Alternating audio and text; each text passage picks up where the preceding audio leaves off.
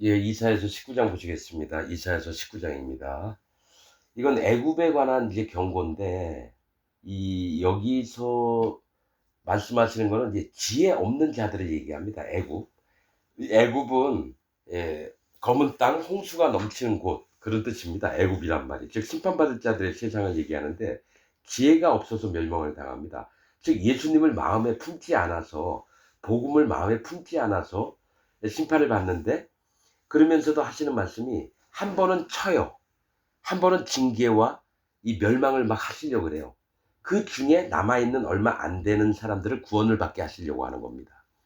여러분 전에 얘기했지만은 에, 신명기 23장에 나온 거 애굽 자 에돔과 애굽 사람을 미워하지 말라 그래요. 미워하지 말라 그래요. 3대 후에는 그들이 여호와의 총회에 들어 저기 올 거라고 얘기합니다. 저 신명기 23장에 모압과 암몬 족속은 구원을 못 받습니다.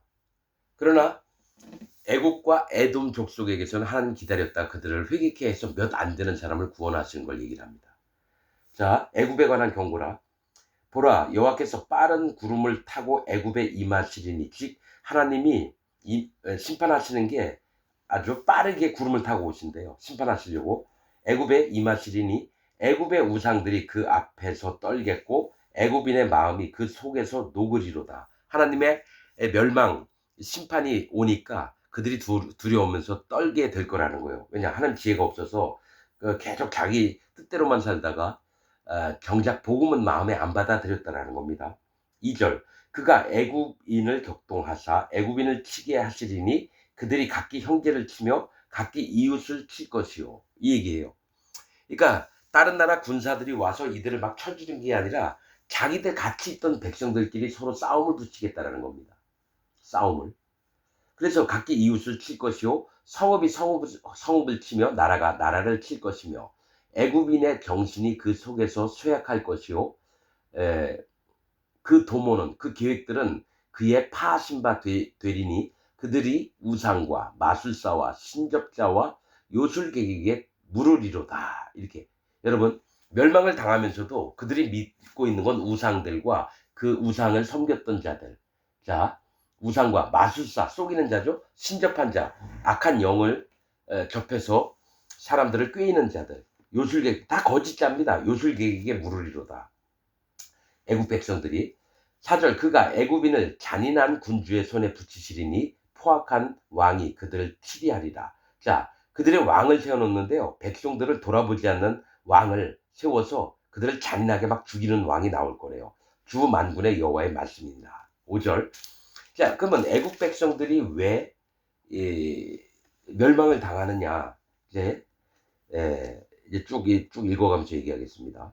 바닷물이 없어지겠고 강이 잦아서 마르겠고 강들에서는 악취가 나겠고 애국 시냇물은 줄어들고 마름으로 달과 같이 시들겠으며 이렇게 합니다. 나일강의 주변에 풍성하게 농작물들도 있고 너무너무 살기 좋은 땅이었는데요. 물들이 없어진다는 거예요. 그럼 악취가 난대요. 왜냐하면 여호와 하나님을 경외하는 마음이 없으니까 점점 이 마음들이 삶이 고통스럽고 괴롭게 된다는 겁니다. 자, 7절, 나일 가까운 곳, 나일 언덕의 초장과 나일강 가까운 곡식밭이 다 말라서 날아 없어질 것이며. 여러분, 이 나일강 주변에는 진짜 곡식들이 풍성하게 매년 열리는데 날아가서 없어질 거예요. 어부들은 탄식하며 무릇 나일강에 낚시를 던지는 자는 슬퍼하며 물에 금을 치는 자는 피곤할 것이며. 어부들도 고기가 안 잡혀요. 물이 없어지니까. 금을 치는 자도 피곤할 거예요. 삶이 너무너무 힘들게 변할 거라는 겁니다. 하나님 경외하는 마음들이 없고 지혜가 없으므로. 9절, 세마포를 만드는 자와 백목을 짜는 자들이 수치를 당할 것이며. 이거 뭐예요? 거짓 자들을 얘기해요. 거짓 기독교인들처럼 세마포를 만드는 자와 백목을 짜는 자들은 수치를 당할 거예요. 백목은 하얀 천을 얘기해요. 즉 의로움을 자꾸 만들려고 하는 자들도 수치를 당할 거예요. 왜냐? 거짓 기독교를 만드는 자들입니다. 이들이.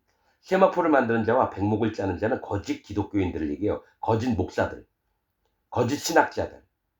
자, 10절, 애굽의 기둥이 부서지고 품꾼들이 다 마음에 근심하리라. 애굽이 믿고 있던 기둥, 힘을 믿고 그런 것들이 다 부서진대요. 품꾼들, 돈을 받고 하루 일당 나오는 사람들이 일이 일감이 없으니까 다 마음에 근심하리요. 한대요. 자, 11절. 소안의 방백은 지극히 어리석었고 바로의 가장 지혜로운 모사의 모략은 우준하여졌으니. 자, 소안의 방백은 소안은 저지대 낮은 땅입니다. 즉 이게 하나님 앞에서 자기를 낮춰서 여호와 하나님을 경외하고 하나님을 공경하는 마음을 갖고 있어야 될 땅들이 지극히 어리석었대요. 어리석었다는 건 뭡니까? 마음을 높였다라는 겁니다. 자기 마음을 안 낮췄다라는 거예요. 그래서 하나님을 못 만나게 되는 거죠. 그 지혜로운 모사는 뭐예요? 모략이 우준해졌대요. 모략은 뭡니까? 이 군대를 편성을 하면 군인들이 싸움을 잘하도록 계획과 이런 설계를 잘 하는 게 모략이에요. 또 우준해졌대요. 지혜로운 모사가. 그러면 지혜가 없어졌다는 얘기입니다. 너희가 어떻게 바로에게 이르기를 나는 지혜로운 자들의 자손이라 나는 옛 왕의 후예라 할 수 있으랴. 이전에는 복음을 믿고 좀 바로 있던 조상들이 있었지만 지금은 그 믿음을 이어받지 못해서 아주 우둔해지고 우준해지고 지혜도 없어졌다라는 거죠. 그래서 그들 조상들이 내 조상이라고 할 수가 없다라는 거예요. 자, 12절. 너의 지혜로운 자가 어디 있느냐? 왜 자꾸 지혜를 물어요? 지혜를 알려면요, 잠언을 보면 돼요. 지혜 있는 자, 지혜 없는 자 수도 없이 나옵니다. 그 복음에 기초한 걸 얘기를 하는 거예요. 지혜는 예수님이에요. 예수님을 마음에 모신 자가 어디 있느냐? 복음을 마음에 둔 자가 어디 있느냐? 이것도 기독교인들한테 얘기하는 겁니다. 이 애굽 땅을 통해서. 그들이 만군의 여호와께서 애굽에 대하여 정하신 뜻을 알 것이요 곧 네게 구할 것이니라.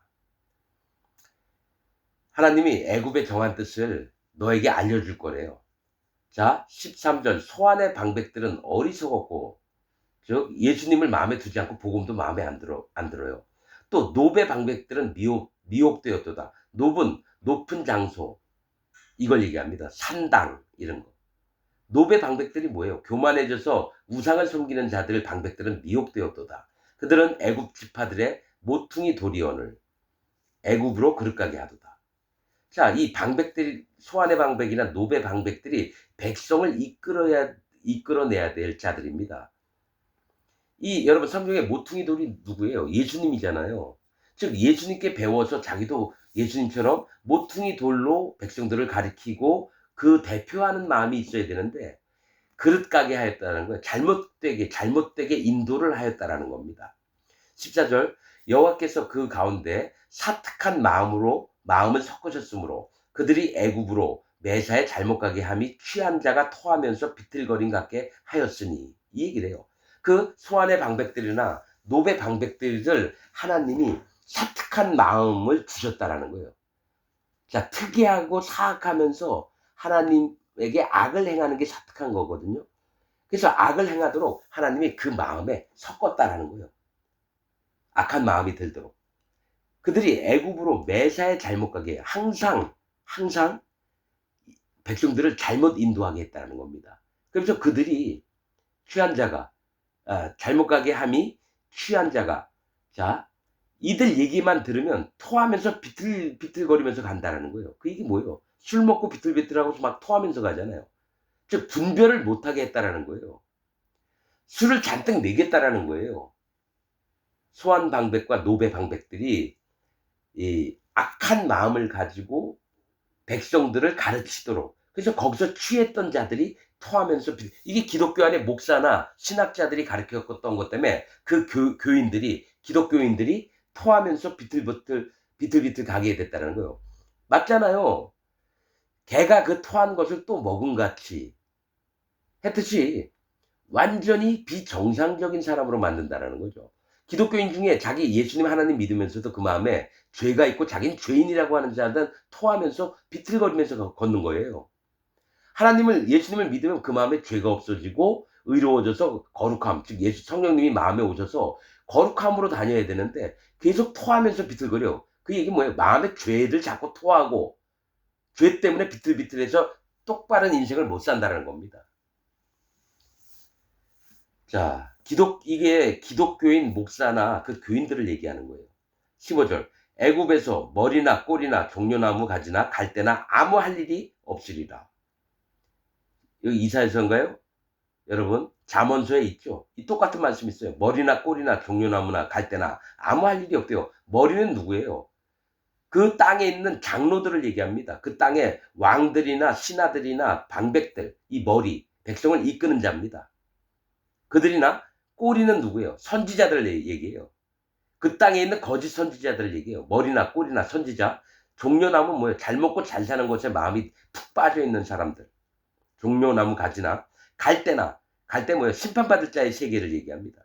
아무 할 일이 없다라는 거예요. 16절. 그날에 애굽인이 부녀와 같을 것이다. 그들이 만군의 여호와의 흔드시는 손이 그 위에 흔들림을 인하여 떨며 두려워할 것이며, 여자 같은 마음을 갖고 있다라는 거예요. 애굽인들이. 뭐냐, 힘있는 자가 막 두드려 패고 칼로 막 그러면 막 겁나가지고 막 소리 지르면서 살려달라고 애원하고 두려워할 것이며, 유다의 땅은 애굽의 두려움이 되리니 이는 만군의 여호와께서 애굽에 대하여 정하신 모략을 인함이라. 그 소문을 듣는 자마다 떨리리라. 자, 그 땅이 막 애굽 땅이 막 두려워서 떨어요. 근데 그거는 이유가 뭐냐? 유다의 땅이 애굽의 두려움이 될 거예요. 즉 유다에는 하나님의 복음을 갖고 있고 순수한 진리의 말씀이 있는 자가 있고, 애굽에는 없다라는 얘기예요. 진리의 말씀이. 그래서 유다 땅, 즉 하나님의 거듭난 백성들을 보면 애굽 심판받을 자들이 두려워서 떤다라는 거예요. 이거 마지막 때를 얘기하는 거예요. 마지막 때. 이게 만군의 여호와께서 애굽에게 대하여 정하신 모략을 인합니다. 하나님이 계획을 짜신 게 애굽은 반드시 심판받는다. 그러니까 그 얘기를 듣는 자마다 다 두려워 떠는 겁니다. 그 소문을 듣는 자마다 떨리라. 18절. 그날에 애굽 땅에 가나안 방언을 말하며 만군의 여호와를 가리켜 맹세하는 5성읍이 있을 것이며 그 중 하나를 장망성이라 칭하리라. 장망성이래요. 여러분 이거 말씀을 해석하기가 힘들어요. 이 말씀 18절 해석하기 힘듭니다. 자, 그날은 마지막 때를 얘기합니다. 마지막 때. 유다 땅 때문에 애굽이 두려워할 때라는 얘기예요. 이게 뭡니까? 천년 왕국 때 유다의 땅, 즉 새 예루살렘이 있고 그 사방 떨어져 있는 자들이 애굽 백성들이고, 에돔, 모압, 암몬, 이 거짓자들의 세계가 있습니다. 그런데 뭘 얘기를 하냐면요. 그날에 마지막 때 애굽 땅에 심판받을 땅에 가나안 방언을 말하며 만군의 여호와를 가리켜 맹세하는 5성읍이 있을 거래요. 자, 지금 이 시대에는 아니고 어떤 때 마지막 때 어떤 날이 마지막 때가 오면요. 이 심판받을 땅에 가나안 방언을 말하며, 즉 복음 전파가 된다라는 거예요. 가나안 땅에 누가 살고 있습니까? 이스라엘 백성들이 살고 있어요. 히브리 말이 즉 복음 전파가 된다는 거예요. 하나님의 말씀을 전파하는 자들이 나타나서 애굽 땅에 복음을 전한다는 겁니다. 가나안 방언을 말하며 만군의 여호와를 가리켜 맹세하는 5성읍이 있을 것이다. 즉 여호와 하나님을 경외하면서 그분 앞에 서 있을 5성읍이 있을 거래요. 이 5은 지혜를 얘기합니다. 숫자 5, 5은 지혜입니다. 예수님을 믿는 성읍이 있을 거래요. 그런데 그 중 하나는 장망성이라 칭하자. 그 중 하나는 장차 망할 성, 장망성입니다. 이게 히브리인지 헬라어 말로 일하헤레스라고 하는 겁니다. 일하헤레스는 멸망의 성읍이라는 뜻입니다. 이게 뭡니까? 자, 5성읍 중에 4성읍은 진짜 복음을 갖고 있고요. 복음을 믿었고, 한 성은 복음을 거짓으로 만들고 회방하면서 하나님 앞에 장차 망할 성이 있다라는 겁니다.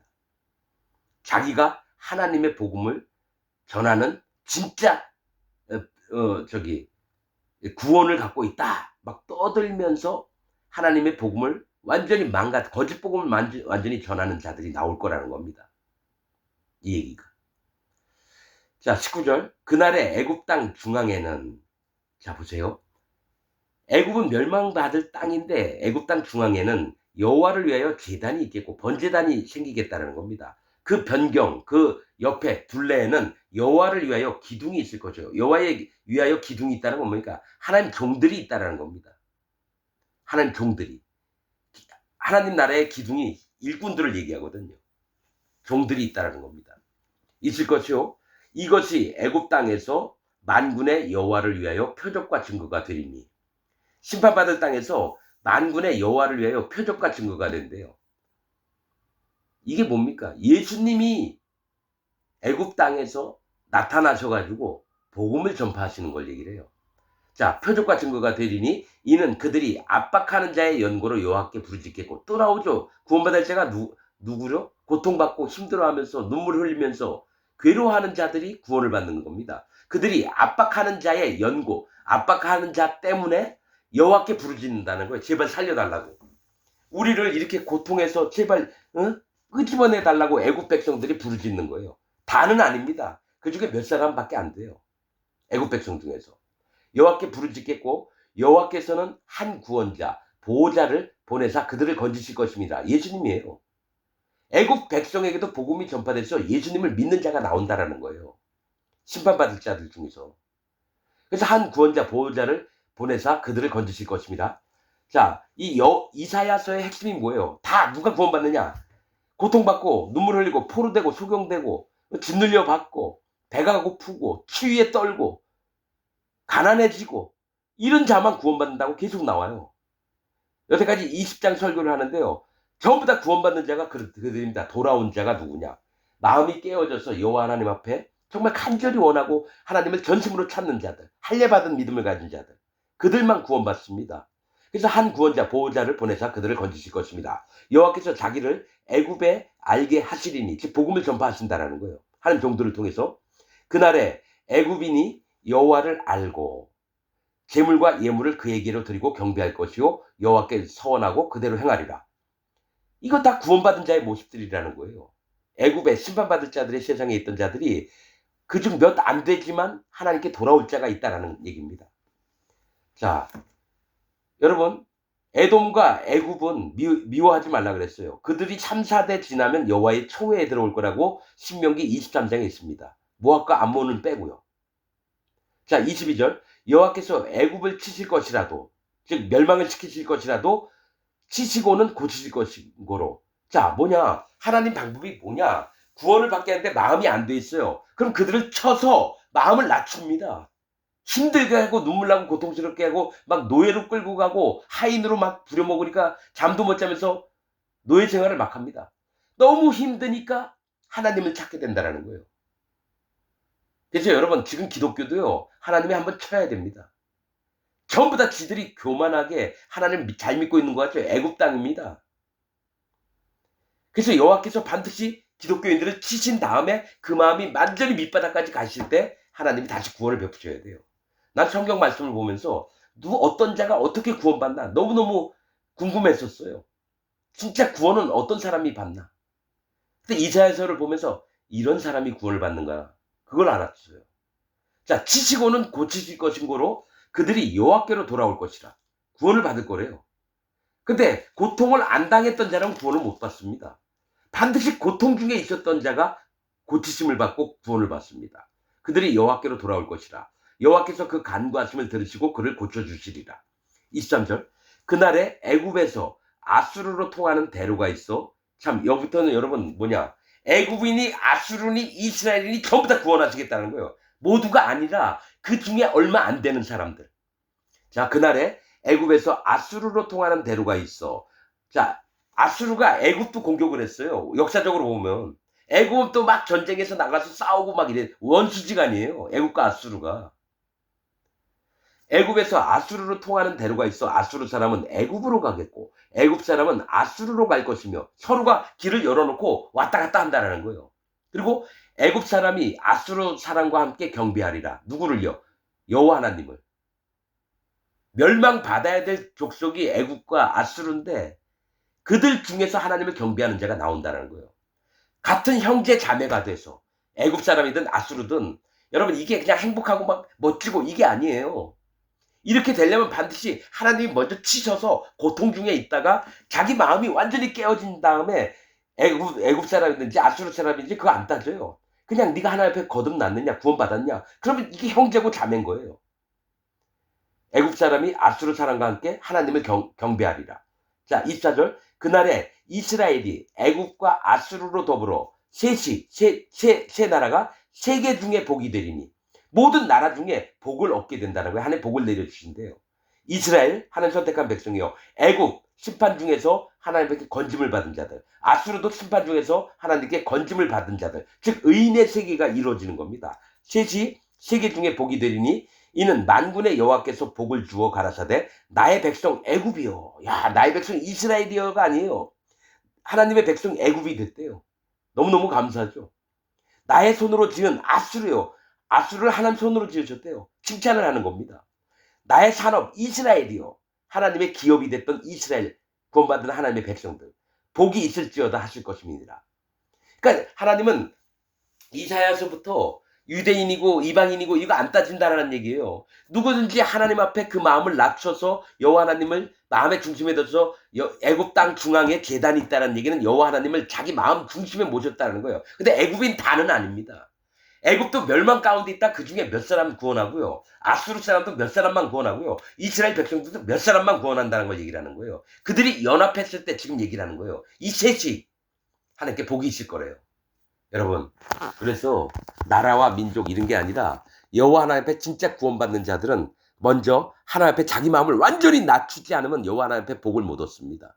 그게 할례의 비결이고 복음의 첫 시점, 시발점, 출발점이 어디냐? 할례입니다.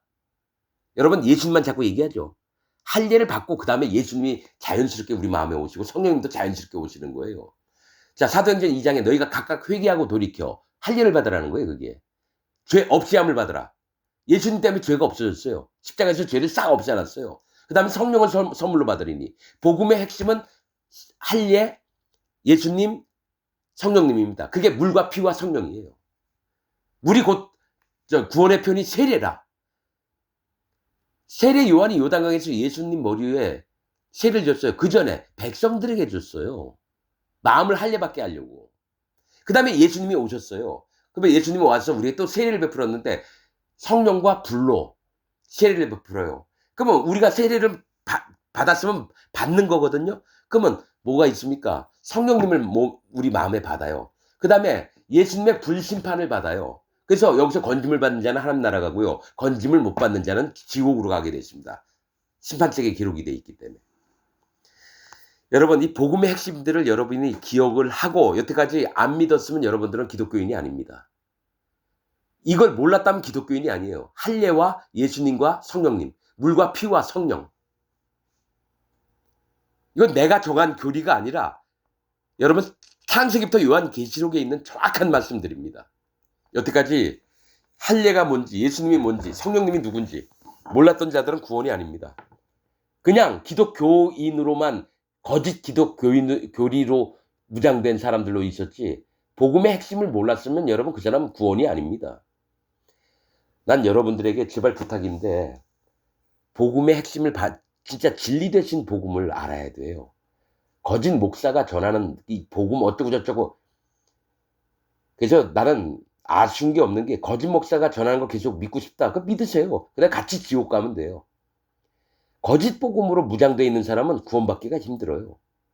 이사야서에요. 이제 66장까지 나갈 텐데 계속 똑같은 얘기가 반복됩니다. 누가 구원받는 자인지.